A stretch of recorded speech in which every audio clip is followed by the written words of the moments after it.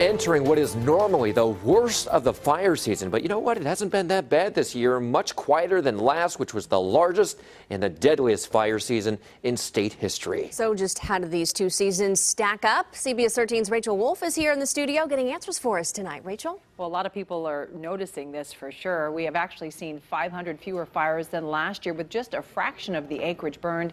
It's welcome news for crews still recovering from the 2018 record-breaking wildfire season. They killed just over 100 people and cost $3.5 billion in damage.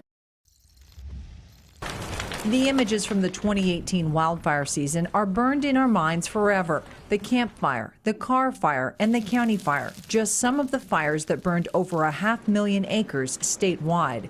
According to CAL FIRE, when you look at the numbers from January 1st through September 1st, in 2018, more than 622,000 acres burned, compared with just 28,000 so far this year. That's a 95% drop. Firefighters across the state, this was I want to say needed break. Fewer wildfires mean less money spent fighting them. So how much money has the state saved? By this time last year, CAL FIRE had spent $432 million in emergency funding. This year it spent just $18 million, but we're not out of the woods yet.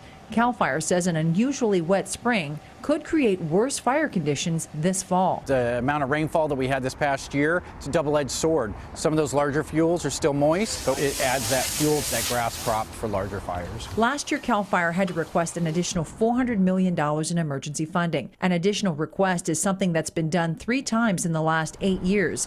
This year, the agency got that up front, just in case. We're allocated for 1920 for $651 million in our emergency fund. If all stays quiet, they won't need it at all, but authorities say it does not roll over to the next season. But again, nobody wants to jinx it. For now, crews are staying busy, undergoing training, conducting prescribed burns, and other fuel management projects. We are taking that opportunity to really focus on health and wellness, get our employees back from the past 3 years of being out over 40 days. They need that welcome break. The 5-year average is 269,000 acres burned. We are just 14% from that number this year. Rachel, thanks so much. Live in our studio tonight.